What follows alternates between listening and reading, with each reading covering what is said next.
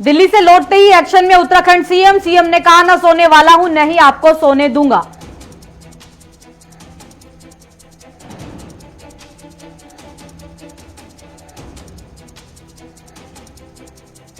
चारधाम यात्रा को लेकर जबरदस्त उत्साह, 2 साल बाद टूट सकता है तीर्थ यात्रियों का रिकॉर्ड।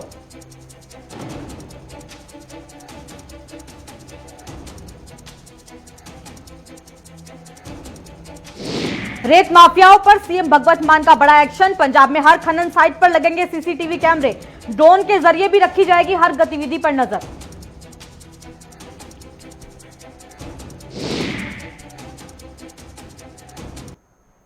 नमस्कार, बहुत स्वागत है आपका। आप देख रहे हैं गुलिस्तान न्यूज और मैं हूं आपके साथ विशाखा चौधरी।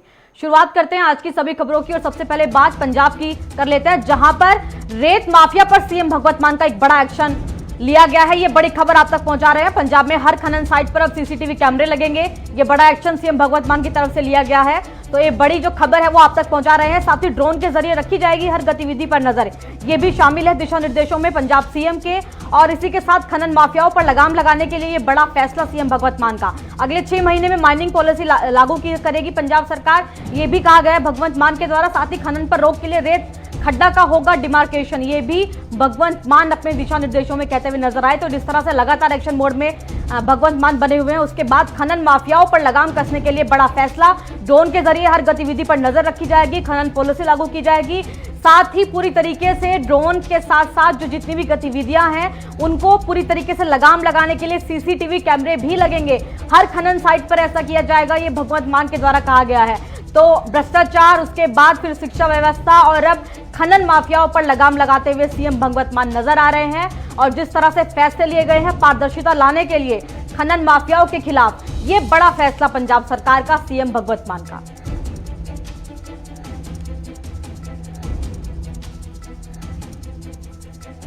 तो रेत माफियाओं पर सीएम भगवंत मान का बड़ा एक्शन, और 6 महीने के अंदर राज्य में जो माइनिंग पॉलिसी है वो भी लागू की जाएगी, जिसमें दायरे तय किए जाएंगे हर खनन माफिया के लिए और जो भी खनन साइटें हैं उनके लिए, ताकि राज्य में जो आरोप लगते हैं उनसे बचा जा सके। और इसी खबर पर ज्यादा जानकारी के साथ पंजाब के हमारे रीजनल हेड नवदीप छाबड़ा हमारे साथ जुड़ गए हैं।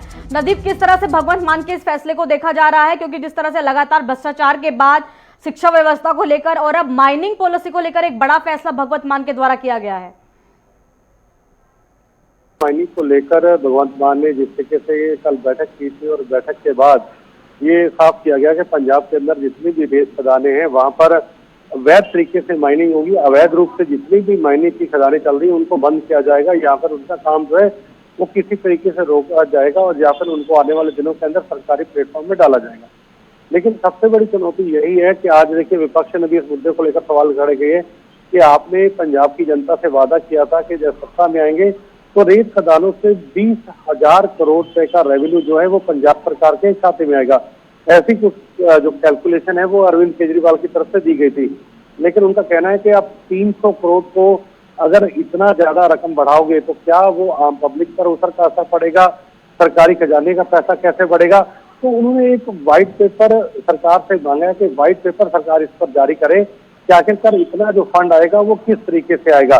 इस पूरे मामले को लेकर जो इससे पहले आम आदमी पार्टी का भी विधायक रहे हैं, जो कांग्रेस के विधायक सतपाल सिंह खैरा, थोड़ी देर पहले विशाखा उन्होंने पंजाब भवन के अंदर एक प्रेस कॉन्फ्रेंस की और उन्होंने सीधे सीधे आरोप लगाया कि पंजाब की जनता को सरकार जो है गुमराह कर रही है। और अगर ऐसा सचमुच है और अगर इतनी माइनिंग से पैसा आ सकता है तो सरकार को व्हाइट पेपर जो है वो पंजाब विधानसभा के अंदर जारी करना चाहिए, ताकि पंजाब की जो जनता है उसके सामने जो है वो सच्चाई वो सामने आ सके कि आखिरकार इतना पैसा जो है वो कहाँ से आएगा। और उन्होंने एक और बड़ी बात कही कि अगर इतना पैसा माइनिंग से आ सकता है तो फिर इससे पहले माइनिंग का पैसा किन किन लोगों ने लूटा, चाहे वो राजनेता हो या फिर वो अधिकारी हो। उन्होंने कहा तो उन पर कार्रवाई करनी चाहिए और ऐसे लोगों को पर्दाफाश उनका करना चाहिए, क्योंकि जब आम आदमी पार्टी विपक्ष में थी या फिर सत्ता से बाहर थी तब वो लगातार ये दावा करती थी कि पंजाब का माइनिंग का पैसा लूटा जा रहा है और जब वो सत्ता में आएंगे तो एक एक व्यक्ति को बेनकाब जो है वो किया जाएगा। उन्होंने ये भी मांग की है कि उन भ्रष्ट अधिकारियों या फिर नेताओं पर कार्रवाई होनी चाहिए और जनता के सामने सरकार को जो है वो व्हाइट पेपर रखना चाहिए। लेकिन नवदीप, ये जो बातें हैं वो पहले ही आम आदमी पार्टी के केजरीवाल भी चुनाव से पहले कहते हुए नजर आए थे कि हम जो योजनाएं, जो घोषणाएं हम कर रहे हैं, उसके लिए पैसा हम जो जहां पर एक्स्ट्रा खर्च राज्य सरकार का होता है, राजस्व का होता है, वो कटौती करेंगे। जिसके बाद भ्रष्टाचार के लिए जो फैसले हैं वो लेते हुए नजर आए हैं, और अब माइनिंग को लेकर जो फैसला है वो लिया गया है। तो कहीं ना कहीं देखिए, जो शुरुआत है वो आप सरकार के द्वारा की गई है, क्योंकि अगर ऐसा है कि पंजाब में माइनिंग से जो एक भारी मात्रा में जो पैसा है वो आता है, तो जाहिर तौर पर देखिए जो फैसले हैं कि यदि सीसीटीवी कैमरे लगते हैं, ड्रोन लगते हैं, निगरानी की जाती है, तो पैसा सही हाथों में पहुंचेगा, ये लगता है आपको? देखिए, अभी विशाखा पंजाब के अंदर जो एक तरीके का माइनिंग को लेकर सिस्टम है वो पूरा का पूरा क्लस्टर और ठेकेदारी सिस्टम के अंतर्गत आता है। उसमें सरकार ने अब तक जितना रेवेन्यू जो टेंडर किए हुए हैं उसी के मुताबिक रेवेन्यू आएगा, लेकिन जब तक नई पॉलिसी नहीं बनेगी, अगर विशाखा एक चीज आप समझिए कि अभी पंजाब सरकार को अगर 300 करोड़ का सालाना का रेवेन्यू आ रहा है और अगर उसको 10 गुना बढ़ाना है, तो जाहिर सी बात है क्या रेट जो है रेत का वो बढ़ाया जाएगा, क्योंकि अभी भी पंजाब के अंदर रेत के रेट को लेकर हाहाकार मचती है।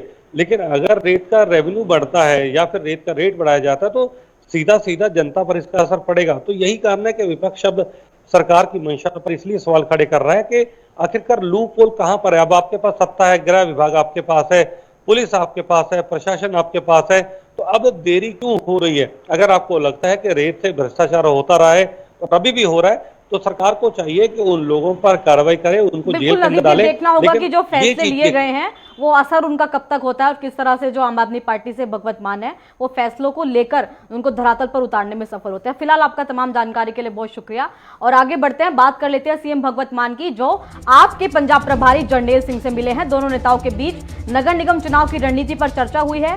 साथ ही इसी साल दिसंबर में होने हैं चंडीगढ़ नगर निगम चुनाव, जिसको लेकर इन दोनों नेताओं के बीच आपसी बातचीत होती हुई नजर आई है। इसी साल दिसंबर में होने हैं चंडीगढ़ के नगर निगम चुनाव। साथ ही जरनैल सिंह ने मुख्यमंत्री भगवंत मान को बधाई दी है और प्रदेश के हित में सरकार के लिए जो शानदार काम उनके द्वारा किए जा रहे हैं उसको लेकर सराहना भी की है। तो आज भगवत मान सीएम नजर आए हैं मिलते हुए पंजाब प्रभारी जरनैल सिंह से, और दोनों नेताओं के बीच जो ये मुलाकात हुई है वो आगामी नगर निगम चुनाव को लेकर उस पर चर्चा की गई है इस मुलाकात में, क्योंकि दिसंबर में आने वाले समय में चंडीगढ़ में नगर निगम के चुनाव होने हैं। और साथ ही बधाई दी गई है जरनैल सिंह के द्वारा मुख्यमंत्री मान को।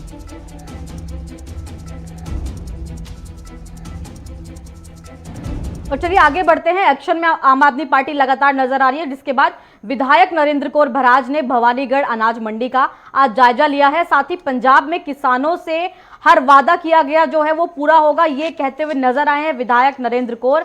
और संगरूर से आम आदमी पार्टी के विधायक नरेंद्र कौर भराज ने आज भवानीगढ़ अनाज मंडी का जायजा लिया। साथ ही मीडिया से बात करते हुए जब नरेंद्र कौर नजर आए तो उनके द्वारा कहा गया कि आम आदमी पार्टी ने पंजाब के किसानों से जो वादा किया है वो पूरा करने के लिए सभी जो मशक्कत है वो की जा रही है। साथ ही बारदाना लिफ्टिंग का पूरा प्रबंध है और लेबर को पीने वाला जो अनाज है वो हर तरह का प्रबंध उसमें किया गया है। जो अनाज मिलना है लेबर को उसके लिए भी प्रबंध किया गया है। तो आम आदमी पार्टी की तरफ से मंत्रियों, मुख्यमंत्रियों और अब विधायक भी जो हैं वो अपनी कार्य को पूरी सफलता से करते हुए नजर आ रहे हैं, जिसको लेकर जो विधायक नरेंद्र कौर हैं उन्होंने सभी जो जायजा है वो उनके द्वारा लिया गया है किसानों को लेकर।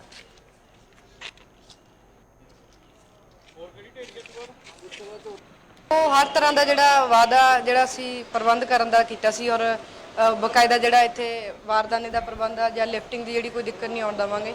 ਨਾਲ ਹੀ ਜਿਹੜੇ ਲੇਬਰ ਹੈ ਉਹਨਾਂ ਨੂੰ ਕੋਈ ਪਾਣੀ ਦੀ ਜਾਂ ਪੀਣ ਵਾਲੇ ਪਾਣੀ ਦੀ ਜਾਂ ਲਾਈਟਾਂ ਦੀ ਜਿਹੜੀ ਦਿੱਕਤ ਹੈ ਜਾਂ ਕੋਈ ਪਬਲਿਕ ਜਿਹੜੇ ਕੋਈ ਟਾਇਲਟ ਨੇ, ਸੋ ਹਰ ਤਰ੍ਹਾਂ ਦਾ ਪ੍ਰਬੰਧ ਹੈ। ਮੈਂ ਪਹਿਲਾਂ ਆ ਕੇ ਵੀ ਦੇਖ ਕੇ ਗਈ ਹਾਂ, ਸੋ ਅੱਜ ਫਿਰ ਜਿਹੜੀ ਅੱਜ ਕਿਉਂਕਿ ਖਰੀਦ ਸ਼ੁਰੂ ਹੋ ਚੁੱਕੀ ਹੈ, ਸੋ ਅੱਜ ਮੰਡੀ ਦੇ ਵਿੱਚ ਜਿਹੜਾ ਵਿਜ਼ਿਟ ਕੀਤਾ। ਜੀ ਜਿਵੇਂ ਪਹਿਲਾਂ ਸੱਤਾ ਦੇ ਆਉਣ ਦੇ ਪਹਿਲਾਂ ਵਾਅਦੇ ਕੀਤੇ ਗਏ ਸੀ ਸਰਕਾਰ ਵੱਲੋਂ ਕਿ ਕੋਈ ਵੀ ਨੌਜਵਾਨ ਟੈਂਕੀਆਂ ਤੇ ਨਹੀਂ ਚੜੂਗਾ, ਸੜਕਾਂ ਤੇ ਨਹੀਂ ਬੈਠੂਗਾ। ਪੂਰੇ 11 ਦਿਨ ਹੋ ਚੁੱਕੇ ਨੇ ਭਗਵੰਤ ਮਾਨ ਦੀ ਕੋਠੀ ਦੇ ਅੱਗੇ ਨੌਜਵਾਨਾਂ ਨੂੰ ਬੈਠਿਆਂ ਨੂੰ ਪੁਲਿਸ ਦੀ ਭਰਤੀ ਨੂੰ ਲੈ ਕੇ, ਅੱਜ ਤੱਕ ਤੁਹਾਡਾ ਕੋਈ ਵੀ ਨੁਮਾਇੰਦਾ ਨਾ ਪਹੁੰਚਣ ਦਾ ਕਾਰਨ ਕੀ ਹੈ?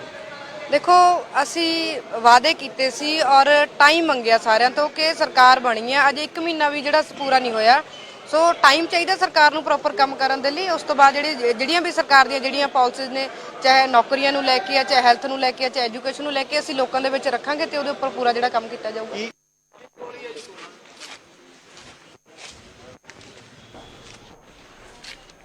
और आगे बढ़ते हैं, बात कर लेते हैं इंटरनेट की। आजकल इंटरनेट की दुनिया में जिस तरह से सोशल मीडिया पर कई ऐसी वीडियोस हमें यूजुअली देखने को मिल जाती हैं जिसमें समाज में कानून व्यवस्था की धज्जियां उड़ाई दिखाई देती हैं। लेकिन आज इस तरीके से एक मामला एक और सामने आया है, जहां पर भवानीगढ़ पुलिस ने भवानीगढ़ के नजदीकी गांव से एक शख्स को गिरफ्तार किया है और पुलिस के मुताबिक यह शख्स ऐसी ही वीडियो बनाता था और नौजवानों को क्राइम करने के लिए प्रेरित करता था। पुलिस ने शख्स को काबू करके उसके पास से एक तलवार भी बरामद की है और शख्स के पास से कानूनी कार्यवाही जो है वो शख्स के खिलाफ की जा रही है। तो इंटरनेट को लेकर यह एक मामला गिरफ्तार किया गया। एक ਉਹਦਾ ਸਹਿ ਦੋਸ਼ੀ ਹੈ ਜੀ, ਉਹਨਾਂ ਦੇ ਖਿਲਾਫ ਮੁਕੱਦਮਾ ਦਰਜ ਕੀਤਾ ਗਿਆ।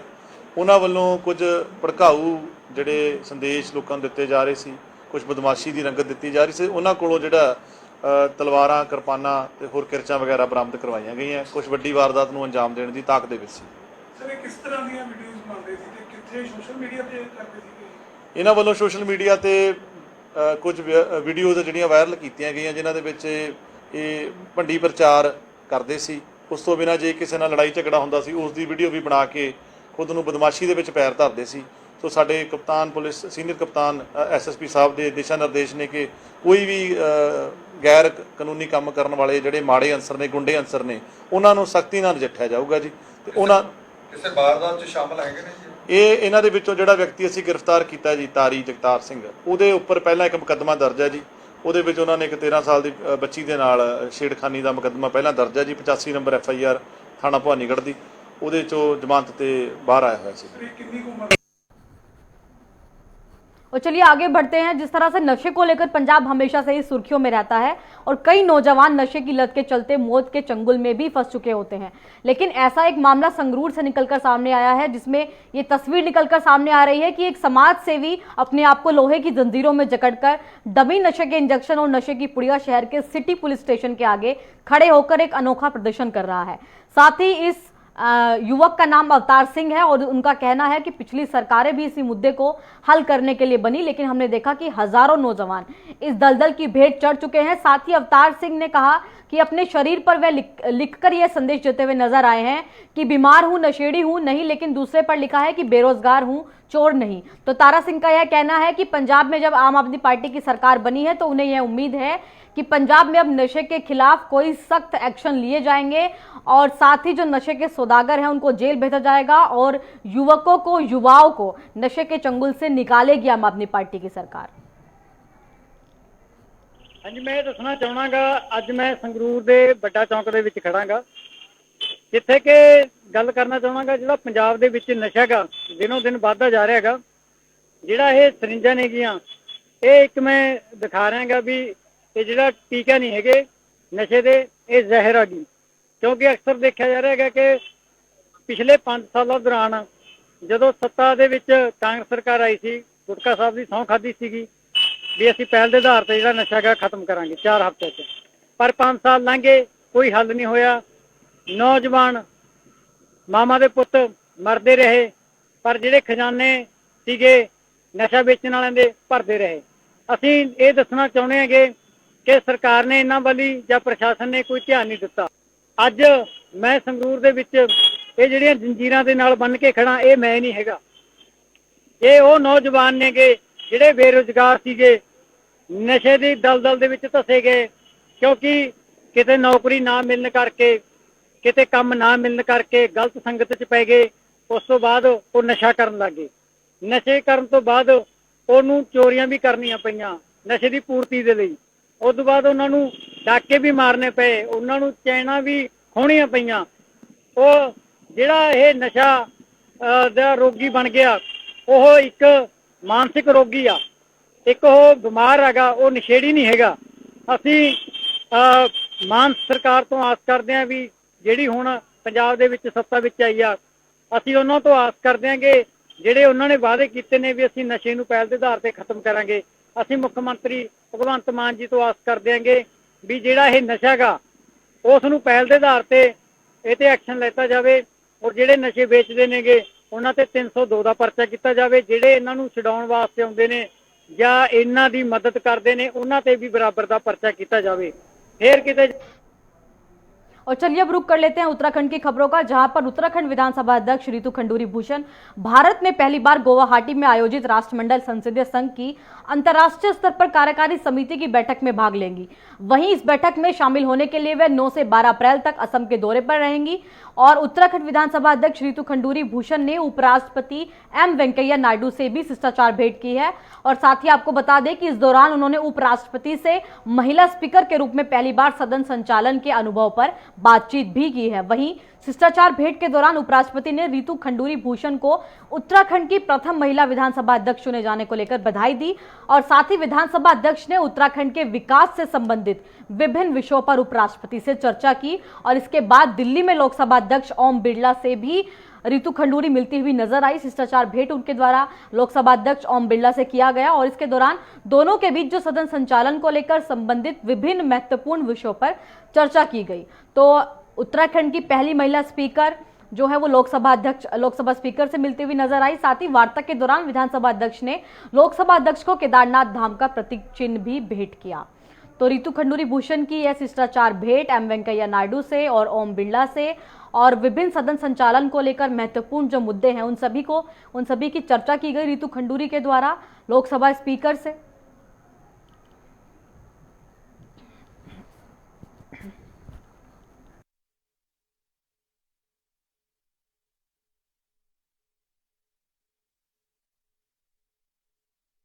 और इसी खबर पर ज्यादा जानकारी के साथ हमारे संवाददाता धनराज गर्ग हमारे साथ जुड़ गए हैं। धनराज, किस तरह से रितु खंडूरी भूषण की यह मुलाकात रही है लोकसभा अध्यक्ष के साथ, और जिस तरह से तमाम सदन संचालन को लेकर उनकी बातचीत हुई है, तो आगे के सदन को संचालित करने के लिए किस तरह से रितु खंडूरी अब तैयार दिखाई दे रही है?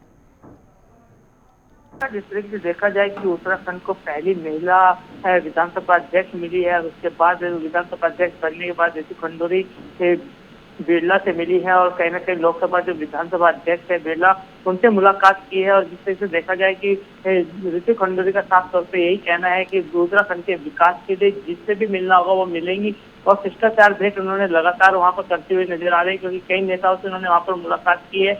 और जिस तरीके से देखा जाए कि रितु खंडूरी पहली बार विधानसभा अध्यक्ष बनी है, तो कहीं ना कहीं एक जो लोकसभा की माफी चाहूंगा जो विधानसभा की कार्रवाई होती है उसको पहली बार वो भेंट कर रही है, तो इसके लिए कहीं ना कहीं उनका जो मार्गदर्शक है वो उनका मार्गदर्शक लिया है उन्होंने। और साथ ही उन्होंने कहा है कि जिस तरीके से देखा जाए कि विधानसभा को किस तरीके से चलाना है उनसे टिप्स भी लिए हैं और आगे आने वाले समय में कहीं ना कहीं उत्तराखंड के विकास के लिए कार्य किए जाए उसके लिए भी उन्होंने वहाँ पर बातचीत की है। लेकिन इसके बाद अंतर्राष्ट्रीय स्तर पर जो आयोजित सेरेमनीज हैं उनमें भी जो पार्ट लेती हुई नजर आएंगी रितु खंडूरी, तो एक स्पीकर के तौर पर उभरती हुई नजर आ रही हैं जाहिर तौर पर नेशनल राष्ट्रवादी और अंतर्राष्ट्रीय गतिविधियों में हिस्सा लेने के बाद। बिल्कुल विशाखा, जिस तरीके से देखा जाए कि एक पहली महिला है जो विधानसभा अध्यक्ष बनी है और जिस तरीके से अंतर्राष्ट्रीय की बात करें, क्योंकि आपने कहा कि अंतर्राष्ट्रीय पर जो सम्मेलन है उनमें भाग लेती हुई नजर आ रही है, तो कहीं ना कहीं एक उभर कर उनका चेहरा सामने आया है, क्योंकि पहली महिला विधानसभा अध्यक्ष उत्तराखंड के अंदर बनी है, तो कहीं ना कहीं एक उभरता हुआ चेहरा जरूर देखा जा सकता है। और यदि सम्मेलन की हम बात करें, लगातार वो सम्मेलन में जा रही है और कहीं ना कहीं उनका मान सम्मान और भी ज्यादा बढ़ रहा है। तो कहीं ना कहीं उत्तराखंड के जो विकास के लिए कार्य हैं उनको लेकर लगातार वो वहाँ पर चर्चा करती हुई नजर आ रही है। उनका साफ तौर पर यही कहना है कि जो उत्तराखंड के विकास को आगे बढ़ा सके इसको लेकर चर्चा लगातार वो लोकसभा अध्यक्ष से भी उन्होंने चर्चा की है। चलिए धनराज, देखना होगा कि आखिरकार किस तरह से रितु खंडूरी आगे की जो विधानसभा की कार्यवाही है वो करती हुई नजर आती है। फिलहाल आपका तमाम जानकारी के लिए बहुत शुक्रिया और आगे बढ़ते हैं, बात कर लेते हैं उत्तराखंड के मुख्यमंत्री पुष्कर सिंह धामी की, जो दिल्ली से लौटते ही इस समय एक्शन में नजर आ रहे हैं।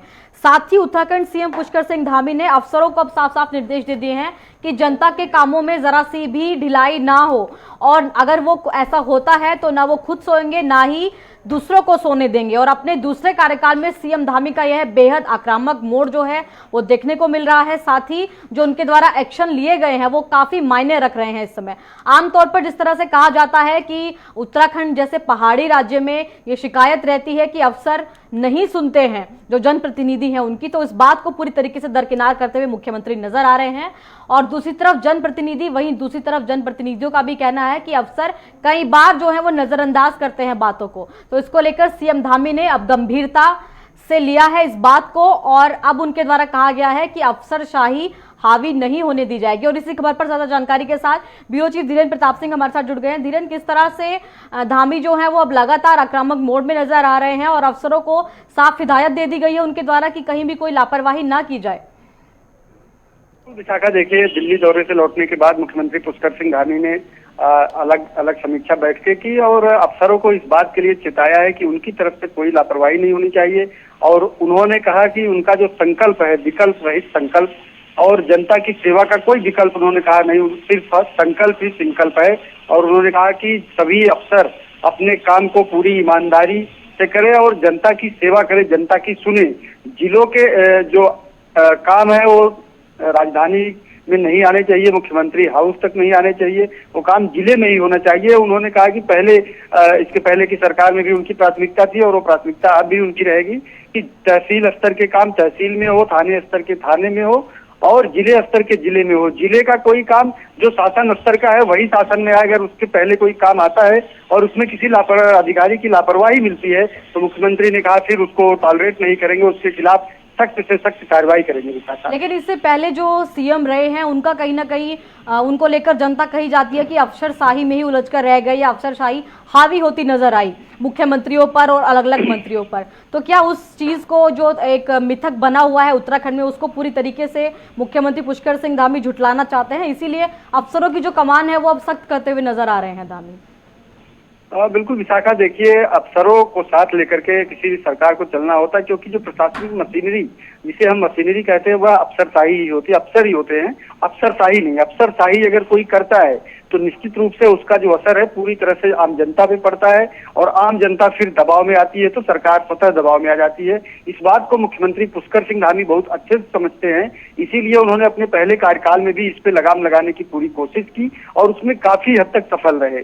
हालांकि दूसरे कार्यकाल में अभी उन्होंने अफसरों की नकेल कसना जिसे कहते हैं या ताश के पत्तों की तरफ फेंक देना, वो काम तो नहीं किया है। लेकिन जो सूचनाएं मिल रही हैं सरकार के सूत्रों से, बहुत जल्दी अफसरों में एक बड़ा फेरबदल मुख्यमंत्री करने जा रहे हैं और उन्होंने अफसरों का मूल्यांकन भी कराया है कि कौन अफसर किस मायने में किस क्षेत्र में अच्छा काम कर सकता है, उसको उसी क्षेत्र में उसकी रुचि का काम दिया जाएगा।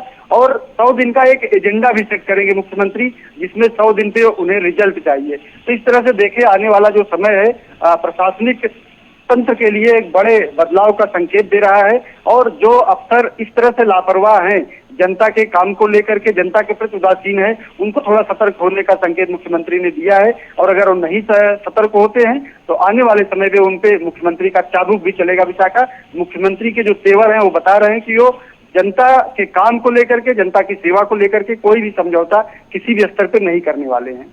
चलिए धीरेन्द्र, देखना होगा कि आखिरकार किस तरह से जो प्रशासनिक लगाम कसी जा रही है मुख्यमंत्री धामी के द्वारा, उसका क्या असर राज्य की जनता के लिए देखने को मिलता है। फिलहाल आपका तमाम जानकारी के लिए बहुत शुक्रिया। और आगे बढ़ लेते हैं, बात कर लेते हैं चारधाम यात्रा को लेकर, जहां पर अभी देश दुनिया से आने वाले तीर्थ यात्रियों की संख्या में खासा उत्साह इस समय देखा जा रहा है। साथ ही कहा यह जा रहा है कि इस बार होने वाली चारधाम यात्रा में भारी जनसैलाब उमड़ सकता है। वहीं यात्रा शुरू होने से 1 महीने पहले ही होटलों की एडवांस बुकिंग हो चुकी है। साथ ही गढ़वाल मंडल विकास निगम के जो गेस्ट हाउस है वहां पर ऑनलाइन बुकिंग भी फुल हो गई है। इस बात से अंदाजा लगाया जा सकता है कि 2 साल के बाद जब अब चारधाम यात्रा पूरी तरीके से भारी संख्या में तीर्थयात्रियों का स्वागत करने के लिए तैयार है, ऐसे में तीर्थयात्रियों का रिकॉर्ड भी टूट सकता है चारधाम यात्रा को लेकर और एक भारी जनसैलाब जो है वो उमड़ सकता है राज्य में चारधाम यात्रा को लेकर, क्योंकि पिछले 2 सालों से